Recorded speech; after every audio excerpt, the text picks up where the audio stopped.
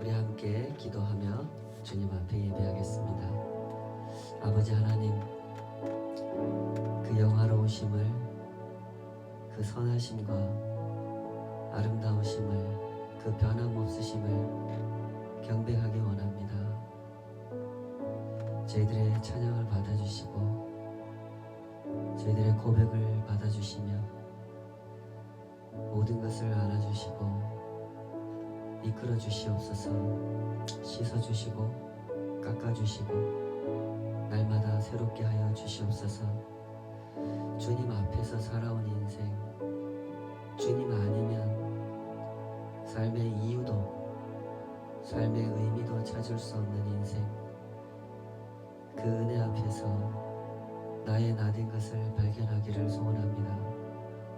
자격 없지만 받은 그 사랑을 알기 원하옵고, 능력 없지만 주님께서 허락해 주신 그 사명 속에 거하기 원합니다. 오늘도 주님께서 세워주신 자리, 이 예배자의 자리에서 하나님의 하나님 되심을 더 분명하게, 더 신실하게 볼 수 있도록, 고백할 수 있도록, 그렇게 살아갈 수 있도록 저희들을 인도하여 주시옵소서. 예수님의 이름으로 기도하옵나이다. 아멘. 지난 날을 돌아보며 앞날을 사모하며 우리 감사를 고백하며 나아가십시다. 날 구원하신 주 감사.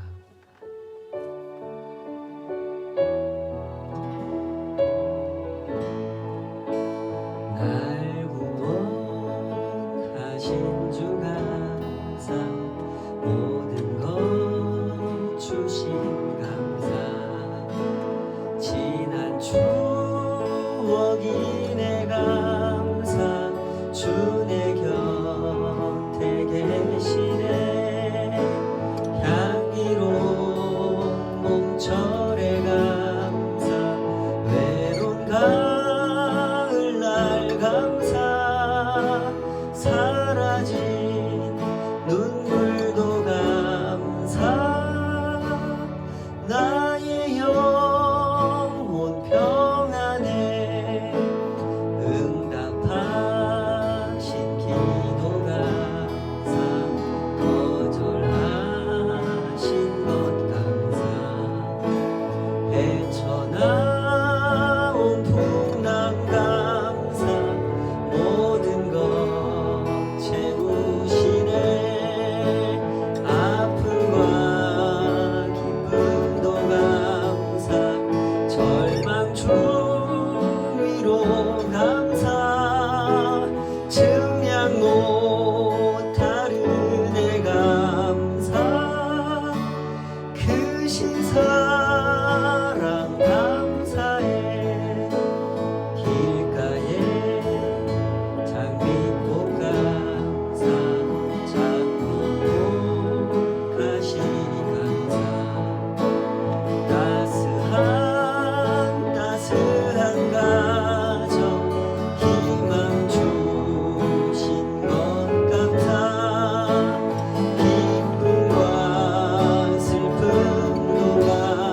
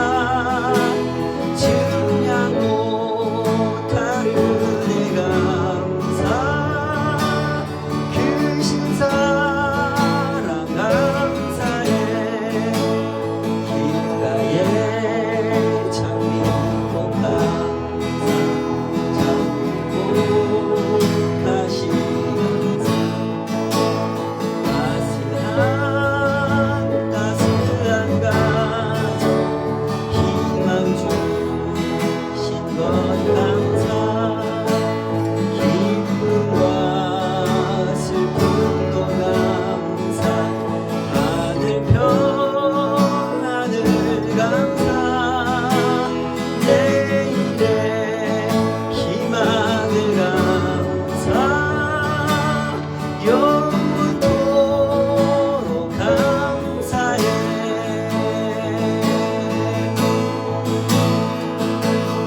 예수 우리 왕이여, 이곳에 오소서. 보좌로 주여 임하사 찬양을 받아주소서. 주님을 찬양하오니 주님을 경배하오니 왕이신 예수여 오셔서 좌정하사 다스리소서. 예수 우리 왕이여,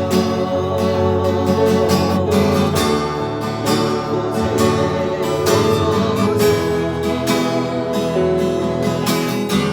보좌로 주여 임하사 찬양을 받아주소서. 주님을 찬양하오니 주님을 경배하오니 왕이신 예수여 오셔서 좌정하사 다스리소서. 주님을 찬양하오니 주님을 찬양하오니 주님을 경배하오니 왕이신 예수여 오셔서 좌정하사 다스리소서.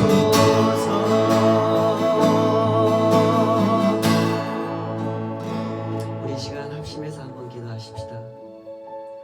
우리 늘 고백하는 대로 주님이 우리의 왕이시라고, 진정 주님이시라고 우리 고백하며 살아갑니다.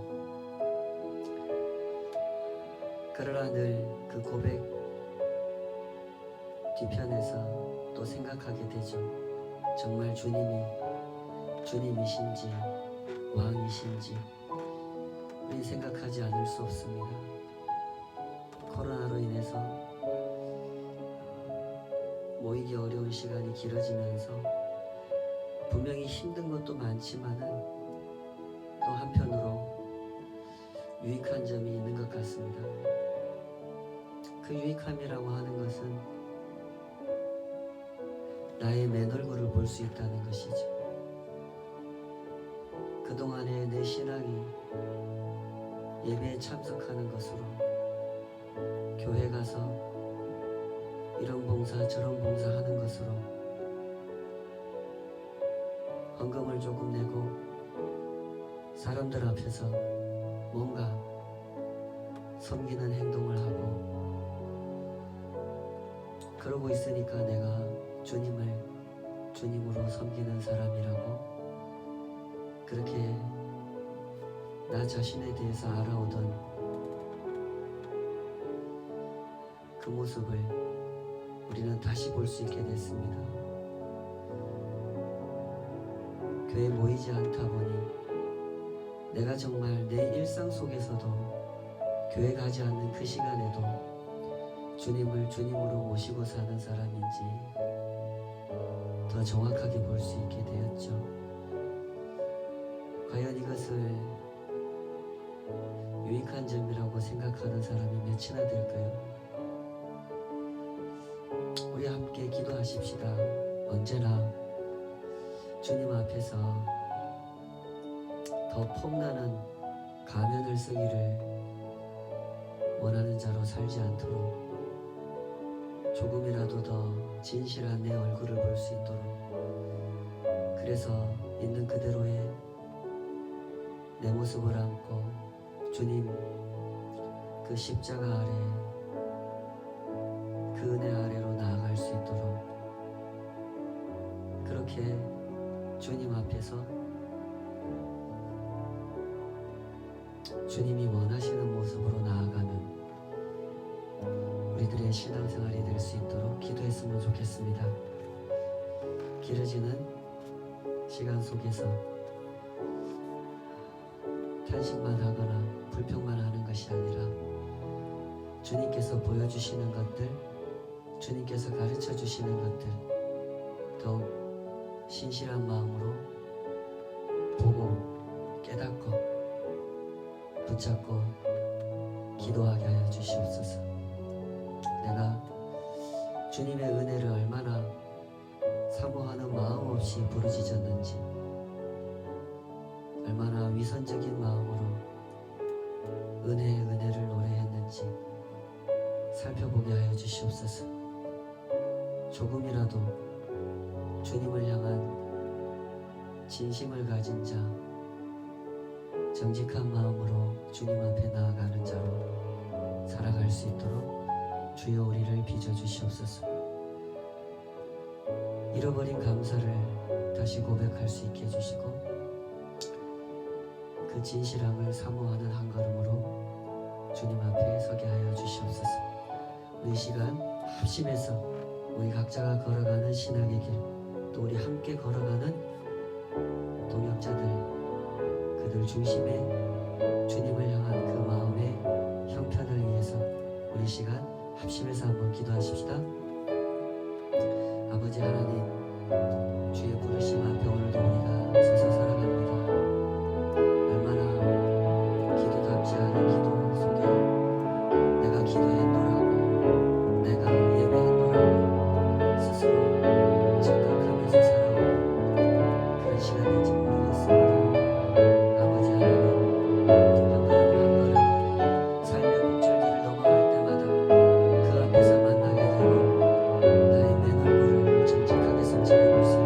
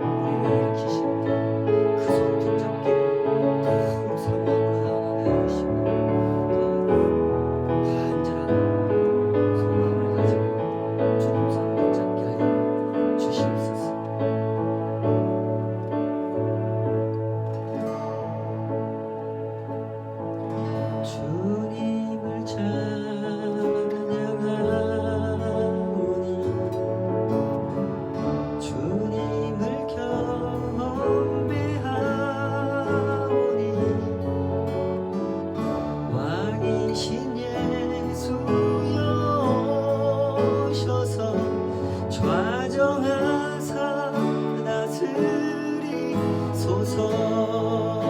주님을 찬양하오니 주님을 찬양하오니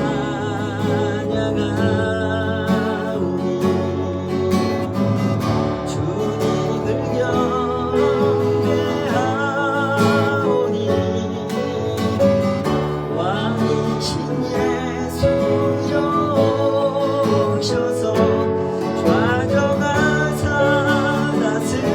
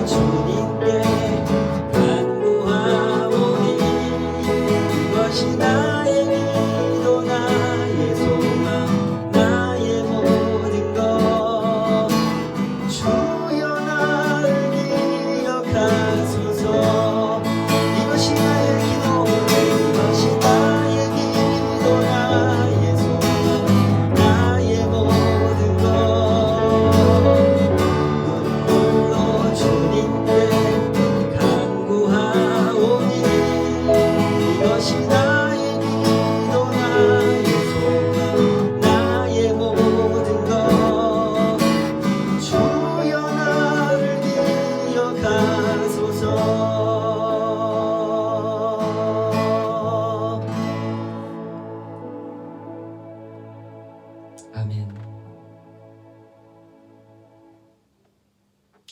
아멘. 이 시간에는 다 같이 주님 앞에 드린 예물 위해서 기도하겠습니다. 아버지 하나님, 주님의 은혜 속에 하루하루 살아가는 인생들, 그 마음, 그 고백을 모아 주님 앞에 나아갑니다. 주님 앞에 올려드린 이 모든 것들이 주님의 뜻에 합당한 것, 주님의 그 사랑을, 그 구원의 영광을 세상 가운데 드러내기에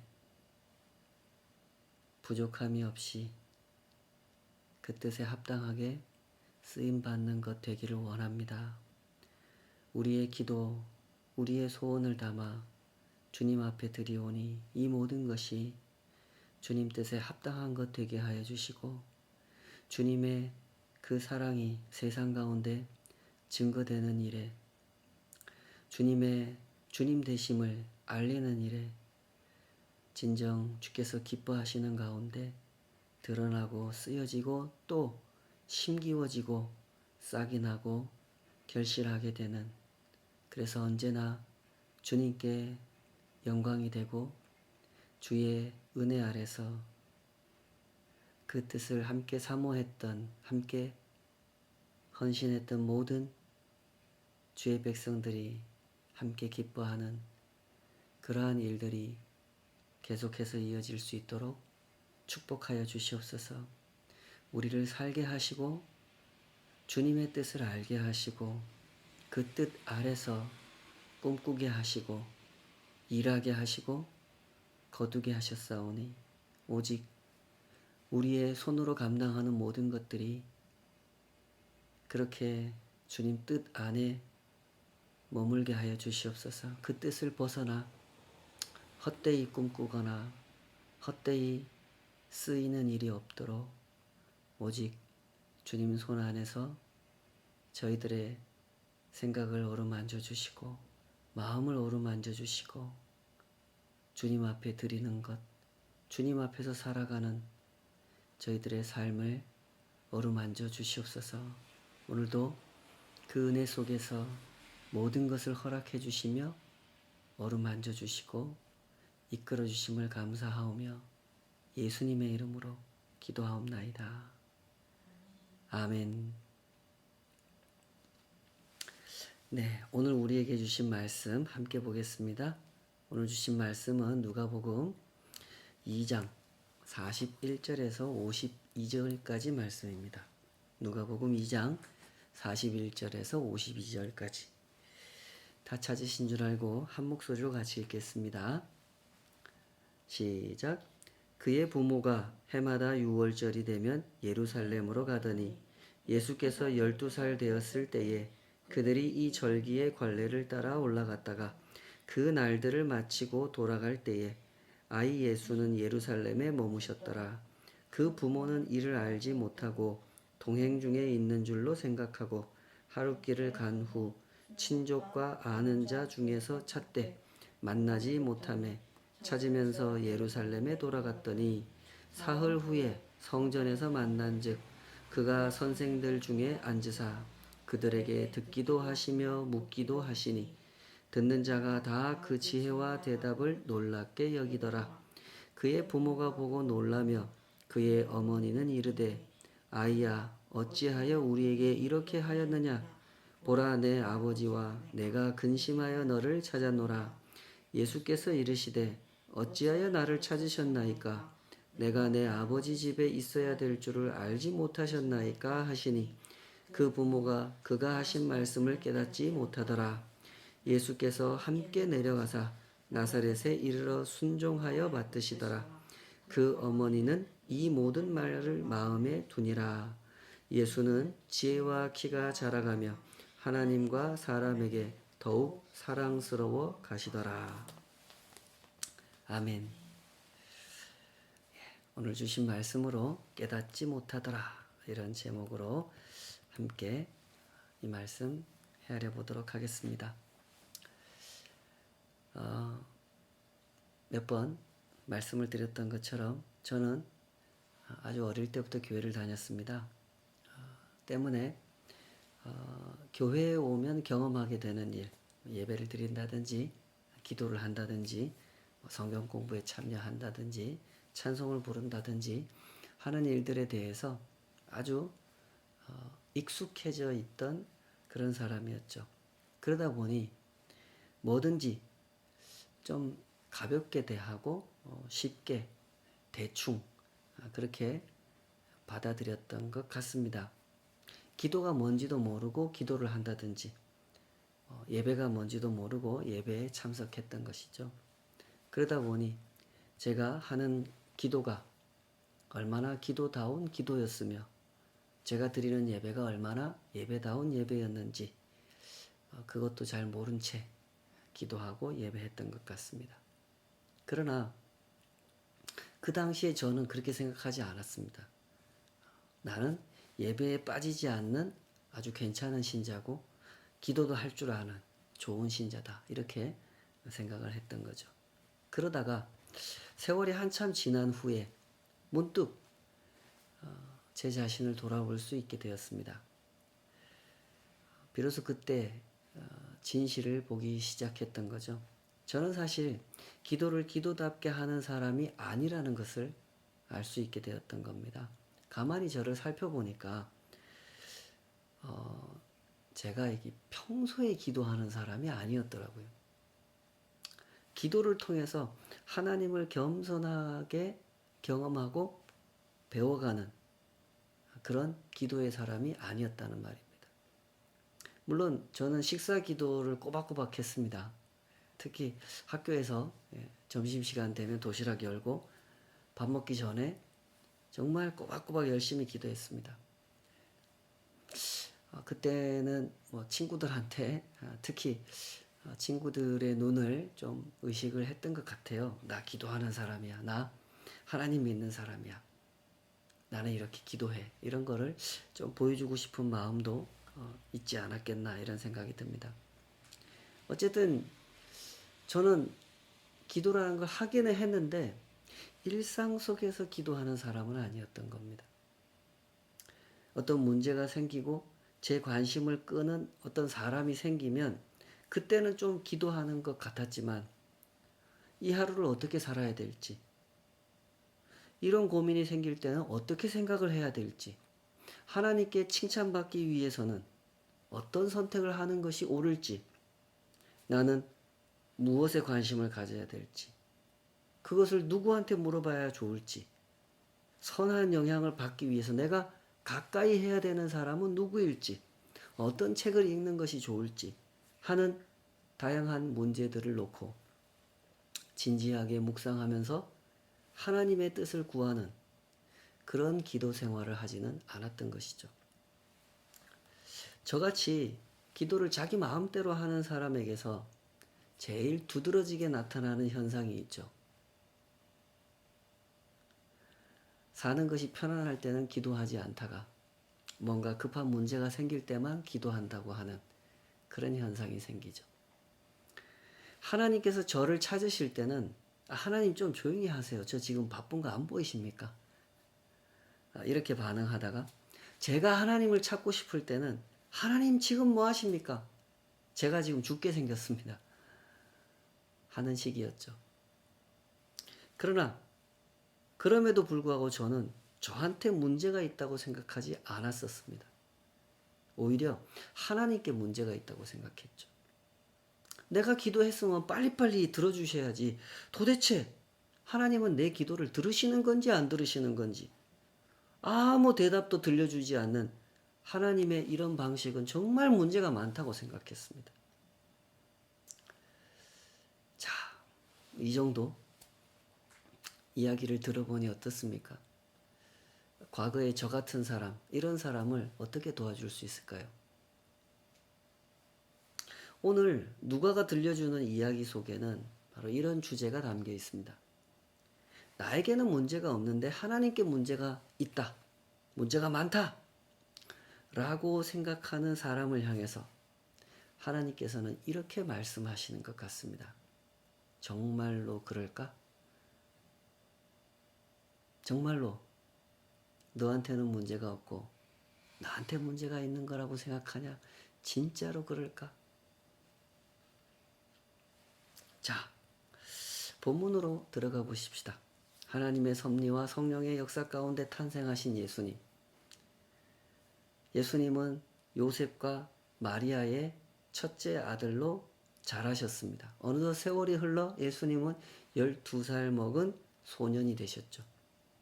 예수님은 아주 평범하고 유대인다운 소년으로 성장하셨습니다. 요셉과 마리아는 다른 유대인들처럼 유월절, 오순절, 장막절, 유대인의 3대 절기가 되면은 예루살렘으로 함께 올라가서 그 절기, 그 명절을 지키셨단 말입니다. 예수님이 12살이 되셨던 그 해에도 함께 예루살렘으로 가서 이 명절을 지냈습니다. 그리고 이제 집에 돌아올 시간이 돼서 요셉과 마리아는 모든 것을 챙겨서 다시 갈릴리 집으로 나사렛으로 향해 걷기 시작했죠. 벌써 하루길 정도 갔습니다. 그때 우리 아들 예수가 안 보이네, 사라졌네 하는 사실을 확인하게 됐죠. 그래서 열심히 찾아다닙니다. 갈릴리로 가던 그 발걸음을 다시 되돌려서 예루살렘 방향으로 열심히 걸어가면서 계속해서 찾았죠. 그렇게 사흘 동안 찾아 헤맨 끝에 예루살렘 성전에 있는 예수님을 발견하게 됐죠. 얼마나 반가웠을까요? 반갑기도 하고 화도 났겠죠. 그런데 이 12살 소년 예수님은 아버지 요셉과 어머니 마리아의 이런 마음을 전혀 모르는 것 같습니다.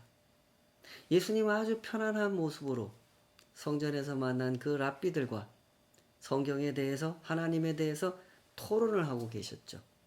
심지어 아주 비범한 그런 지혜를 보여주면서까지 예수님은 그들과 대화를 나누고 계셨습니다.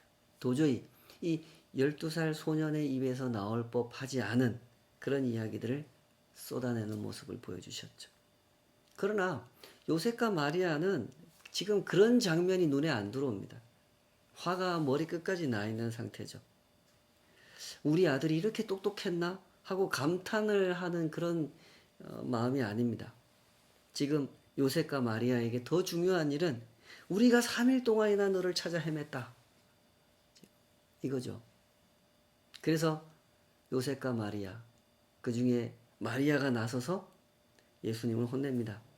48절, 그의 부모가 보고 놀라며 그의 어머니는 이르되 아이야 어찌하여 우리에게 이렇게 하였느냐, 보라 내 아버지와 내가 근심하여 너를 찾았노라. 우리말 번역에는 이 마리아의 분노가 잘 느껴지지 않습니다. 그러나 사실 이 대사는 아주 화가 난 어머니의 원망과 분노가 그대로 고스란히 담겨 있는 그런 말이죠. 뭐 우리식으로 조금 뉘앙스를 살려서 다시 번역을 하자면 이런 내용이 되겠죠. 예! 너 어떻게 이럴 수 있니? 네 아빠와 내가 얼마나 걱정했는 줄 알아? 이런 뉘앙스로 하신 말씀이죠. 그런데 이 말을 들은 예수님 반응이 아주 놀랍습니다. 49절 50절, 예수께서 이르시되 어찌하여 나를 찾으셨나이까? 내가 내 아버지 집에 있어야 될 줄을 알지 못하셨나이까? 하시니 그 부모가 그가 하신 말씀을 깨닫지 못하더라. 예수님의 이 대답을 보면 마치 말장난을 하시는 것 같은 느낌이 있습니다. 지금 어머니 마리아가 하신 말씀을 그대로 따라하고 있죠. 그죠? 어머니 마리아가 뭐라 그랬습니까? 어찌하여 우리에게 이렇게 하였느냐? 라고 꾸중을 하시니까 그 말을 그대로 따라해요. 어찌하여 나를 찾으셨나이까? 좀 심하지 않습니까? 그런데 여기서 한 걸음 더 나가십니다. 내가 내 아버지 집에 있어야 될 줄을 알지 못하셨나이까? 이러셨어요. 이 역시 어머니 마리아의 말을 따라한 거죠. 마리아가 뭐라 그랬습니까? 보라, 네 아버지와 내가 근심하여 너를 찾았노라. 이 말을 그대로 받아가지고 내가 내 아버지 집에 있어야 될 줄을 왜 알지 못했습니까? 하고 따라한 거죠. 많은 사람들이 이 장면을 읽을 때 당황을 합니다. 하나님의 아들이신 예수님께서 이렇게 부모가 놀라가지고 3일 동안 헤매다가 찾아가지고 화가 나가지고 이렇게 마땅히 부모로서 꾸짖을 수 있을 만한 걸 꾸짖고 계시는데 이렇게 부모 걱정을 끼쳤으면 예수님 정도 되면 어떻게 나와야 됩니까? 죄송합니다. 많이 놀라셨죠? 사실은 제가 성경에 관심을 갖는 이 랍비들을 만나가지고 이렇게 얘기를 나누다 보니까 이렇게 됐습니다. 다음부터는 이런 일이 없도록 하겠습니다. 이렇게 나와야죠. 그래야 예수님다운 모습일 것 같은데 정반대로 하시는 이 모습을 보고 사람들이 당황할 수밖에 없는 거죠. 아무리 예수님이라지만 이건 아닌 것 같은데 도대체 이 누가라고 하는 사람은 누가가 누가복음을 썼다 이렇게 알려지고 있지 않습니까? 누가라는 사람은 이런 이야기를 성경책에 기록해가지고 뭘 말해주고 싶어서 이런 얘기를 여기다 써놓은 걸까 하는 생각을 갖게 되는 그런 이야기죠.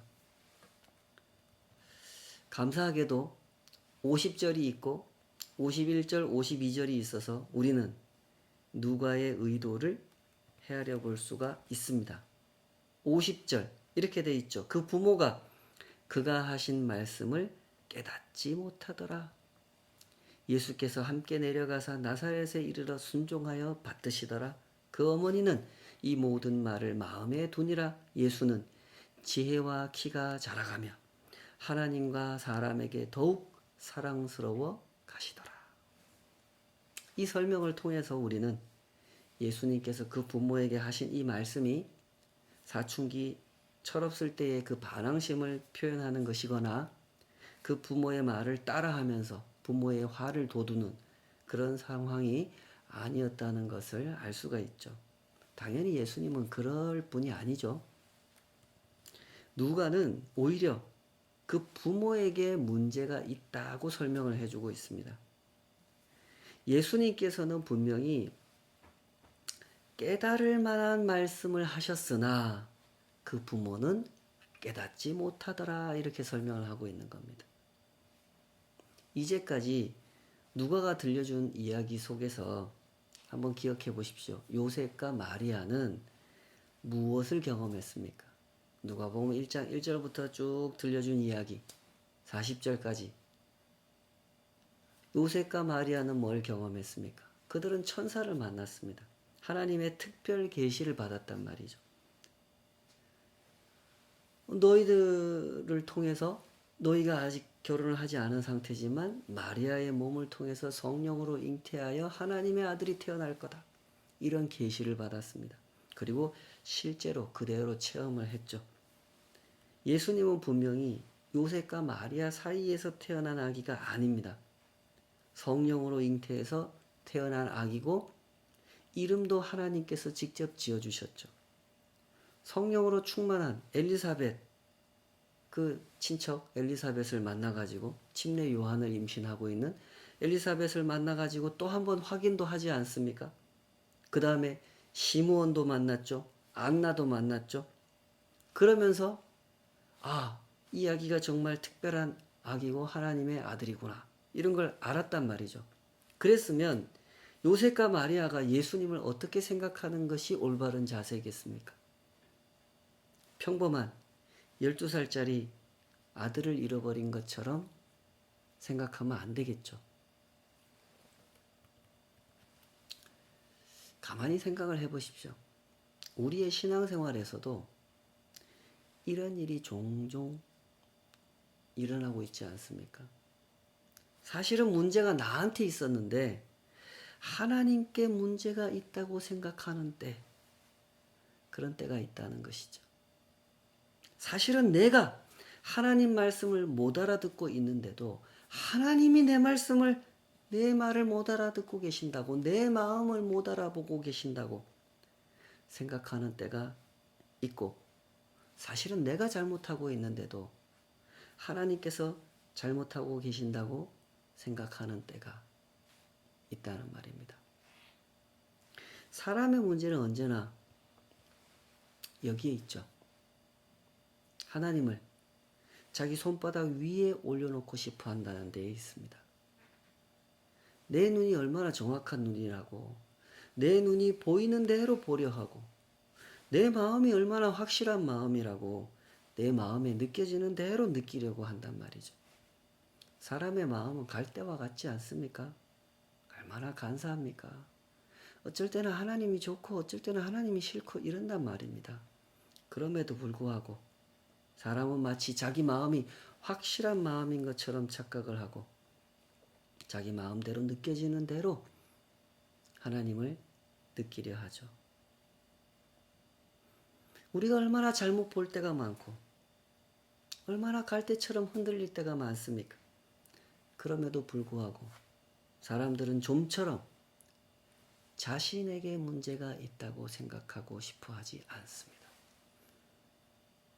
그러다 보니 이런 일이 발생하는 겁니다. 요셉과 마리아도 그랬죠. 동행 중에 있는 줄로 생각하고 44절 하루길이나 갔죠.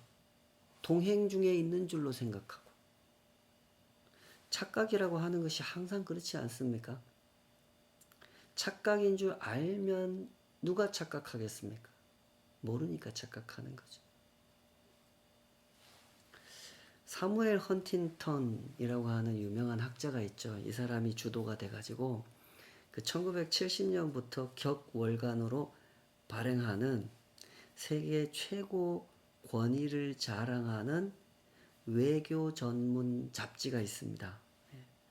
Foreign Policy라고 하는 잡지인데 이 잡지에서 2007년에 세계를 웃긴 빗나간 예측들이라는 제목으로 몇 가지 발표를 했어요. 거기에 이런 내용이 있다고 합니다. 20세기 초반의 기후 전문가들은 1940년대부터 1970년대까지 지구의 기온이 꾸준히 떨어져서 농업 생산량이 줄어들고 세계적인 기근이 찾아올 거다. 즉 지구 냉각화를 예상했다는 거예요. 그런데 여러분 알고 계시는 것처럼 실제로는 어떻게 됐습니까? 지구 온난화가 점점 심해지고 있죠. 완전히 반대로 예측을 한 겁니다. 당시에 최고의 기후 전문가들이 그렇게 예측을 했다는 겁니다. 또 이런 일이 있었다고 합니다. 로마 클럽이라고 하는 기관이 있습니다. 이 로마 클럽이 뭐냐면 이탈리아의 그 유명한 사업가인 아우렐리오 페체라고 하는 사람이 지구 환경 오염 문제가 정말 심각하구나. 이거를 연구를 빨리 해가지고 이 환경이 나빠지지 않도록 세상에 그런 중요한 경고도 하고 정보도 제공하고 이러면서 세계 환경을 좀 보호를 해야 되겠다. 이런 필요를 절감하고 1968년도에 이 사람이 주동이 돼가지고 연구단체를 만든 겁니다. 당시에 유명한 과학자, 경제학자, 교육자, 경영자들을 모아가지고 연구하는 단체를 만든 거예요. 그 단체 이름이 로마 클럽입니다. 여기서 1972년에 보고서를 한 장 발표를 해요. 한 장이 아니라 보고서 여러 장을 발표하는데 성장의 한계라는 제목으로 보고서를 발표했다고 합니다. 이 보고서에서 무슨 얘기를 했냐면 현재 상태로 석유를 계속 사용을 하게 되면 2000년대 초반이 되면 석유가 고가해될 거다. 그래서 빨리 대체 에너지를 찾아야 된다. 이런 경고를 했습니다. 석유를 아껴 써야 된다. 그런데 실제로는 어떻게 됐습니까? 지금 쉐일이라고 들어보셨죠? 전 세계 석유 생산량은 오히려 증가하고 있습니다. 지금 벌써 2020년이 넘었잖아요. 새로운 유전 개발 기술이 발명이 돼가지고 뭐 바닷속에 있는 거, 뭐 두꺼운 안반층 속에 있는 가스, 기름까지 다 채굴해내고 있는 그런 상황입니다. 역시 전혀 잘못된 예측을 한 사례 중에 하나죠. 1883년에 스페인 바르셀로나에서 이런 일이 있었죠. 그 유명한 그 건축가 중에 그 가우디라고 하는 사람이 있지 않습니까? 이 사람이 아주 유명한 성당을 짓기를 시작했어요. 그 사그라다 파밀리아 성당이라는 그 성당을 짓기를 시작했는데 이 사람이 1886년에 이렇게 장담을 했다 그래요. 10년 후면 성당이 완공될 거다. 근데 실제로는 어떻게 됐습니까? 그 사람 중간에 그 교통사고를 당해서 죽어버리지 않습니까? 그리고 그 사람이 예측한 대로 10년 후에 성당이 완공되지 않습니다. 아직도 그 성당은 건축 중이죠. 2026년쯤에 완공될 것으로 예측하고 있다고 하죠. 지난 2008년에는 정말 충격적인 금융사태가 발생했었죠. 세계에서 제일 뛰어난 경제학자들, 금융 전문가들이 활동하고 있다고 하는 그 미국에서 이 부동산 가치를 예측하는 그 예측을 잘못해가지고 생긴 사태였죠. 그 사건으로 미국의 거대 금융회사들이 줄줄이 도산했죠. 뭐 베어 스턴스, 리먼 브라더스 이런 회사들이 파산했고 세계 최대의 금융회사, 보험회사라고 하는 AIG라고 하는 회사가 정부 관리하에 들어가는 사태가 발생하게 됐죠. 그렇게 많은 전문가들이 있고 그렇게 많은 학자들이 활동을 하고 있음에도 불구하고 왜 이런 금융 붕괴를, 위기를 예측하지 못했을까요? 그 이유를 그 당시 그 하버드의 경제학자인 에드 글레이저는 이렇게 평가했다고 하죠. 주택 가치에 대해서 장밋빛 전망을 하는 인간의 능력을 과소평가했기 때문이다.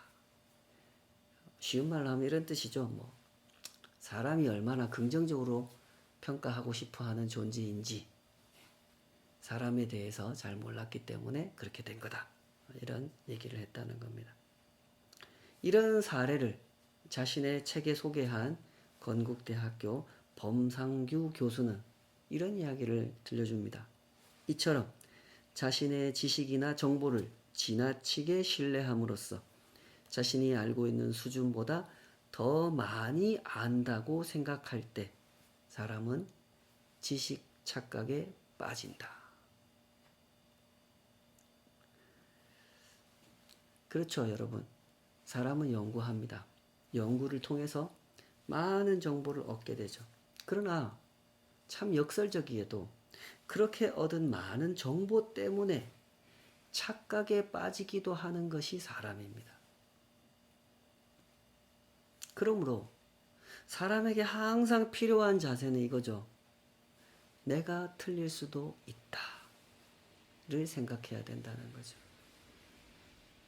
기후에 대해서, 건축에 대해서, 금융에 대해서 많이 연구했고 많은 정보를 가졌음에도 불구하고 틀릴 수 있는 존재. 그것이 사람이죠. 그러니까 연구해봐야 소용없어. 공부해봐야 소용없어. 하는 결론으로 흐르면 안 되겠죠. 연구는 계속해야 됩니다. 다만 사람이 어떤 존재인지를 알아야 돼요. 사람은 많이 알기 때문에 오히려 착각에 빠질 수 있는 존재라는 사실, 그것을 생각해야 하는 것이죠. 기후에 대해서, 건축에 대해서, 금융에 대해서, 사람에 대해서 그래야 한다면 하나님에 대해서는 얼마나 더 그래야 할까요? 더 말할 필요가 없겠죠. 부디 항상 점검해 보시기 바랍니다. 하나님을 내 손바닥 위에 올려놓고 싶어 하지 않는지 점검해 보셔야 합니다. 하나님 아버지의 집에 계시는 예수님을 동행 중에 있다고 착각하고 있지는 않은지 확인해 보셔야 되는 겁니다. 살아가는 내내 이런 유혹을 만나게 되실 겁니다. 하나님을 좀 쉽게, 좀 간단하게 파악하고 싶은데 좀 그렇게 하면 안 되겠습니까, 하나님? 그런 유혹을 만나게 되실 겁니다. 하나님 좀 쉽게 말씀해 주세요. 진리, 정의, 사랑, 죄, 심판, 구원, 창조, 종말, 재림, 하나님의 나라. 좀 그런 얘기 좀 그만하시고 그냥 간단하게 말씀해 주세요. 내가 너를 사랑하노라. 끝. 내가 너를 도와주리라. 끝. 이렇게 하시면 안 되겠습니까? 라고 외치고 싶은 그런 유혹을 만나게 될 때 그때 생각하셔야 됩니다. 온 우주보다 크신 하나님을 내 손바닥 위에 올려놓으려고 하는 내가 잘못인지, 그렇게 크신 하나님이 잘못인지 그걸 생각하셔야 됩니다. 신앙의 길은 이렇습니다. 당황스러울 때가 많죠. 나름대로 하나님을 열심히 섬긴다고 섬겼는데 내 일상에 전혀 예상치 못한 어려운 일을 만나게 될 때도 있습니다. 심지어 그것 때문에 더 이상 하나님을 믿고 싶지 않고 하나님을 떠나고 싶을 때도 있죠.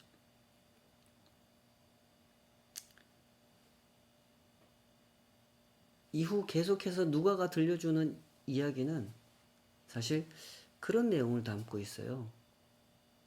이제 곧 예수님은 공생의 사역을 시작하실 거란 말입니다. 하나님의 나라에 대해서, 그 복음에 대해서 전파를 하시고 병자도 고쳐주시고 귀신도 쫓아내시고 많은 사람들을 이끌어 모으실 겁니다.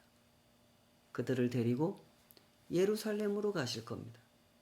그러나 그곳에서 예수님은 왕이 되시는 것이 아니라 십자가에 매달려 죽임을 당하실 겁니다.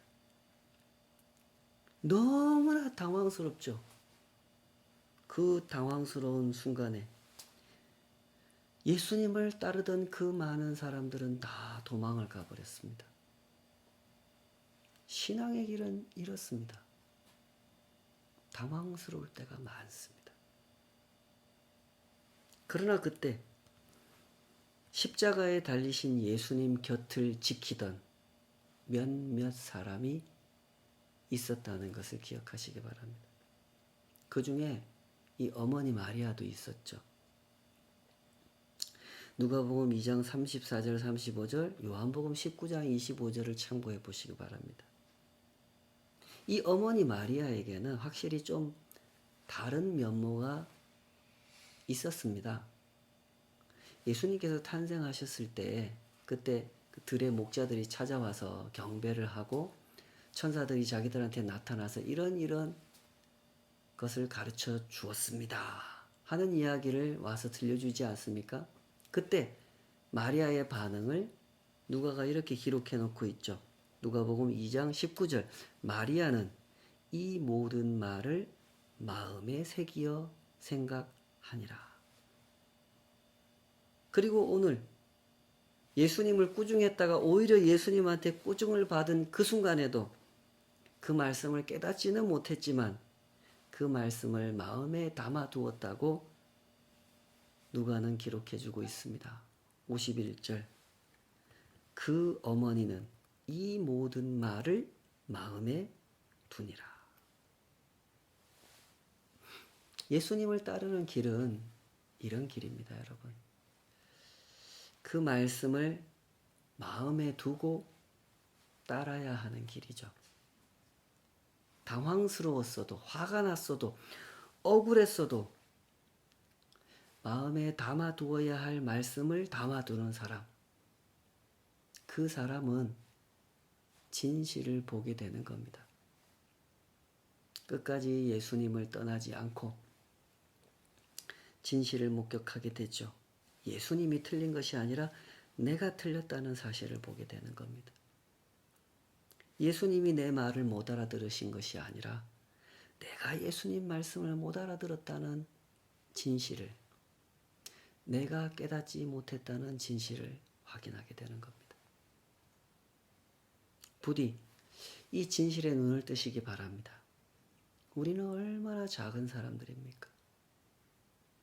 우리가 이 세상에 미칠 수 있는 영향이라고 하는 것은 얼마나 미미한 것입니까?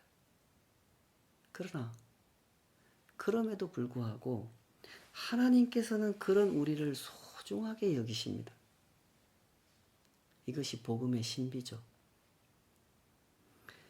그렇게 미미한 우리를 가르치기 위해서 하나님이 우리의 하나님이라는 사실을 알려주시기 위해서 예수님의 십자가가 우리의 구원이라는 사실을 알려주시기 위해서 하나님은 이토록 오랜 세월 동안 이토록 많은 일을 하셨습니다. 부디 그 진리를 배우려고 하시기 바랍니다. 그 진리 위에 서는 사람, 그 진리를 깨닫는 사람, 그 사람에게 참된 믿음이 생기는 것이고 참된 깨달음이 임하는 겁니다. 그리하여 진정 예수님과 동행하는 동행 중에 있다고 착각하는 것이 아니라 예수님과 동행하는 한 걸음 한 걸음을 정말로 걸어갈 수 있게 되는 것이죠. 이 복된 길을 날마다 더욱 사모하면서 신실하게 걸어가시기를 주님의 이름으로 축복합니다. 같이 기도하십시다. 아버지 하나님, 진정 우리가 주님과 동행 중에 있는지 그 진실을 볼 수 있기 원합니다. 그 진실 앞에 서기 위하여 때로 당황스러운 순간들을 만날지라도 그 앞에서 분별할 수 있게 하여 주시옵소서. 내가 틀렸는지 하나님이 틀렸는지, 내가 큰지 하나님이 크신지 분별하게 하여 주시옵소서. 하나님께서 하시는 일이 얼마나 진실하고 얼마나 꼭 필요한 일인지 주님, 그 진실을 볼 수 있게 하여 주시옵소서. 우리 눈에 보기에 꼭 필요한 일, 지금 당장 시급한 일, 중요한 일, 그래 보일지라도 하나님의 눈에 보시기에는 전혀 그렇지 않을 수 있음을, 그것은 그저 우리의 욕심이고 우리의 착각이고 우리의 깨닫지 못함일 수 있음을 주님 저희들에게 가르쳐 주시옵소서.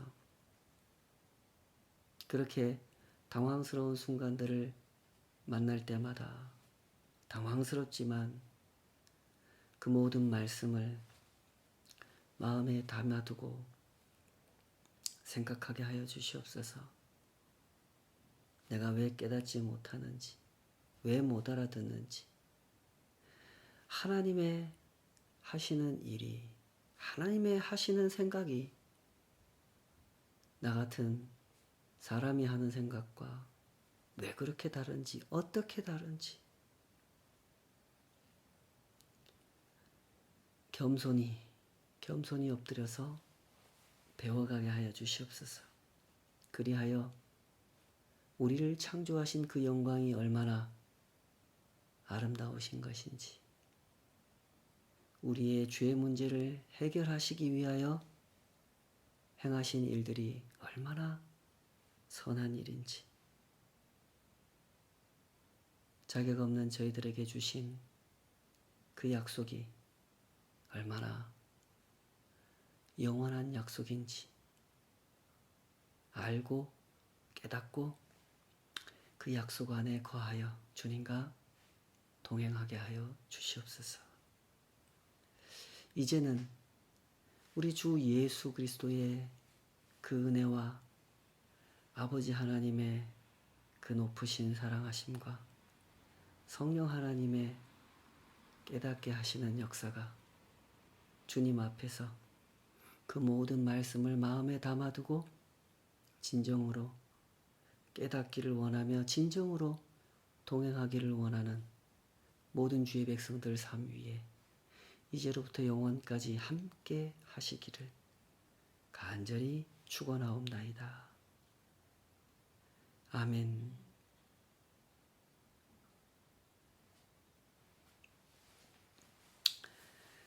예, 감사합니다. 성도님들, 한 주간도 주님과 동행하는 승리의 한 걸음 한 걸음 은혜롭게 걸어가시기를 응원하고 기도하겠습니다. 감사합니다.